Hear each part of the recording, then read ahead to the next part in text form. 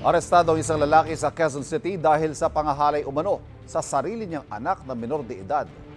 Unang balita si John Consulta. Meron mga karapatang manahimik.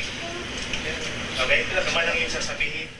Sa bahay na ito sa Quezon City, inaresto ang isang lalaki ng mga ahente ng NBI Violence Against Women and Children Division.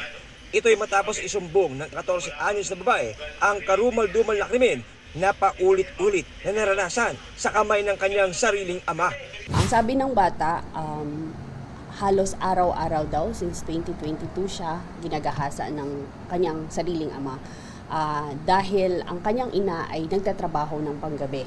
So every night wala doon ang nanay niya, kaya nagkakaroon ng oportunidad yung tatay para gahasain siya sa sarili nilang bahay. Sinubukan daw magsumbong ng biktima sa kanyang ina pero di raw siya pinaniwalaan.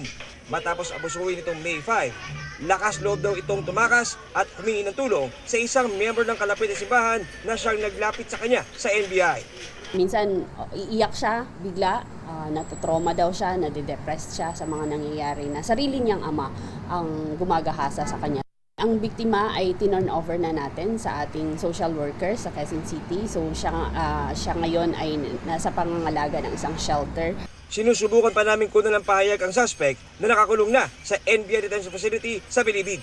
Paalala ng NBI sa mga nakakaranas na pang-aabuso sa kanilang sariling tahanan. Dumulog lang sila sa aming tanggapan o humanap sila ng mga taong mapagkakatiwalaan. Kung hindi man sa loob ng bahay nila, kausapin nila yung kanilang teacher, yung mga guidance counselor sa school, o yung kahit sa barangay nila na mapagkakatiwalaan nila.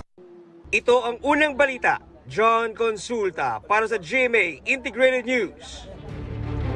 Kapuso, para laging una ka sa mga balita, bisitahin at mag-subscribe sa GMA Integrated News sa YouTube. Sa mga kapuso abroad, samahan nyo kami sa GMA Pinoy TV at sa www.gmanews.tv.